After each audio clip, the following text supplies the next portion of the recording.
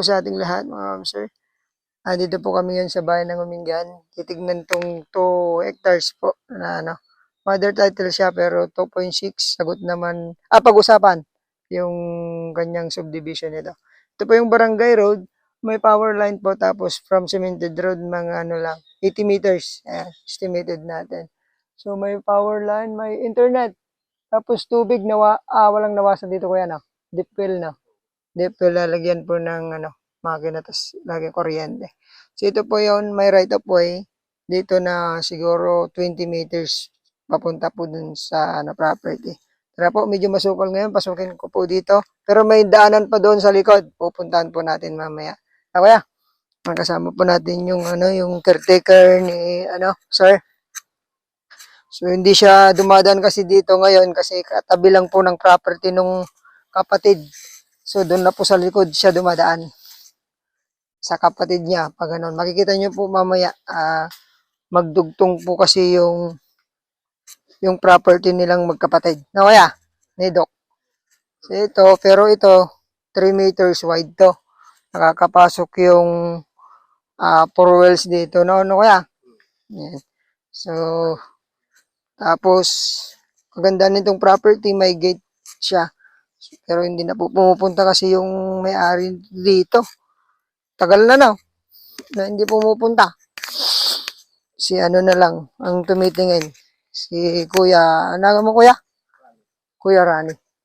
Ayan, may gate siya, may gate. Tapos, yun nga, kailangan lang ng linis tong daanan natin. Pero mga 20 meters lang. Ang gandahan po nitong property na to, may mga mangga. Maganda ba kuya? Kas mga rin makita tayo. So ito boundary kuya? Kambing. Pero yan. Pag ganyan doon. Doon nga wala na. Ay yan na lang.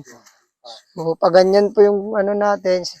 Ito po may may kulungan ng kambing. Mga puno ng mahogany ang pwede na silang harvest. Ito po yung sa loob ng property, ma'am sir. So dito ito boundary na kuya tay. Daldalanan. So yun yung sa kapatid niya. Pag ganun. Tara po. Tingnan natin kuya. Ayan, may nakikita akong mga puno ng neem tree. Hindi na kasama yung fish pan? Re-relocate na. Pag ganun nga. Sige. Tignan po natin. Yan ito may daanan ng tubig. May mangga, ilang mangga ka to kuya? Mga 100 pieces daw po na mangga. Native na mangga. Yung hagi lang, laki. Oh! Atay, kasama. Tapos hanggang doon kuya. Kasama daw po tong makina. Ayan, pag ganyan. Dati ba natatamnan mo to ng palay, kuya? Mabalin. Ito kasama po ito. May patubig na kasama. Ito. Kaya tayo. Para makita natin. Pasakaling maabot natin yung yung isang daanan po doon. Yung una kasi doon, nakakaraan naman daw sila doon. Wala namang problema, pero pwedeng bilhin. Dahil mababait naman yung mga dito. Kasi kahit sila nagbibigay din daan yung mga property ng mga seller natin. Ito kasama ko ya? So doon, pag ganun niya sa, ito yung mga mangga na po. Kaya, pagkasya pa tayo. Kaya tingnan natin bandaran. Ito yung mga mangga na niya Lalaki na pala. Tapos ang daming mahogany So pag ganyan. Pero may pagka lumaki lahat itong mahogany na to.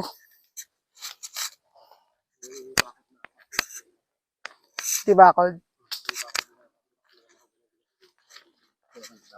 Ito, ma'am sir, nandito po kami sa loob ngayon. 2 hektarya, punong-puno ng mahogany. Tsaka yan, mangga. Pinapa-sprayan mo to, kuya? Ilan nang nakukuha natin? Kasama yung mga yan? Mahogany. Dami na. Mga kuya, ilang tikles?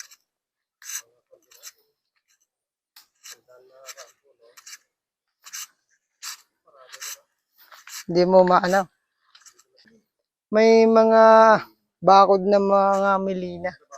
Mahogany.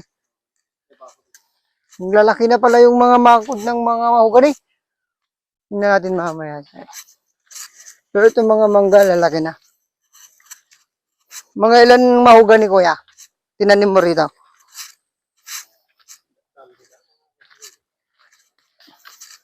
$100 plus. Ayan, no, nakikita ko na pag ganun pala talaga yung property. Kasi tinignan ko yung lot plan. Iba yung tinuro ng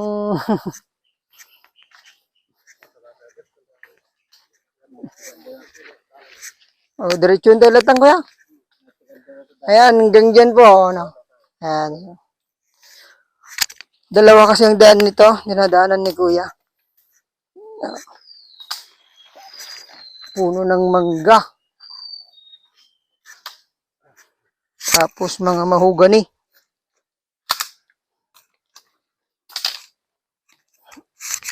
Buti na lang di umulan ngayon. Kasi wala tayong ngayon. Ito na yung boundary lalaki po. Pwede nang i-harvest no kuya.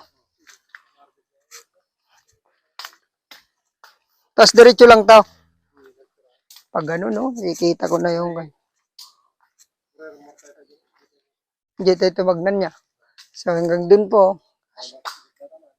Yan.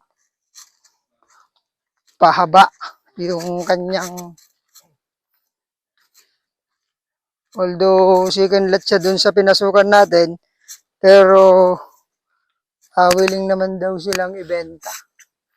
Ito yun yung gate ay yung kanyang bakod. So pwede na pagka ay di maganda pala. Luluwang paano. Dito po tayo sa boundary ng property na isa. Ayan. So doon naman yung nabenta ni Doc sa kabila. Ayun po yung mga mangga na iba. I-try natin umikot mamaya. Ayan, dito na po tayo sa may kalagitnaan ng property. So sabi ni kuya, ganyan yung property natin, diretso. Tapos ito po, sabi naman ni kuya, papasukat na lang kung makuha to. Pero nandito na yung boundary nila, sabi nung, pero magkapatid sila. Kung mag-adjust man to, ang problema kasi pare-parehas naman sila ng ng lupa na mana. Ayan. Ulitin ko po, bayan po ng Mingan. 100 plus po na puno ng mangga, more or less. Tapos 100 plus na mahogany.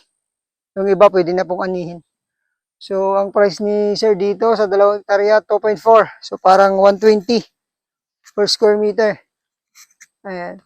Sa subdivide kasi mother title siya 2.6. Pag-usapan nyo daw pero sa tingin ko sasagutin niya yun kasi siyempre sabi naman niya madali lang daw siyang kausap. Sa capital gain tax gadin din po. Pag-usapan daw po natin to. So yun, maraming salamat po. 2 hectares 2.4. So buhay po yung nakapangalan yung kanilang mother. Tapos anytime pwede nating makausap yung seller nito. Taga rito lang sa Umingan. Malapit po sa kuryente, internet, yung property na ito. Ayun. Sana magustuhan nyo. Kahit po ng kaibigan. God bless po.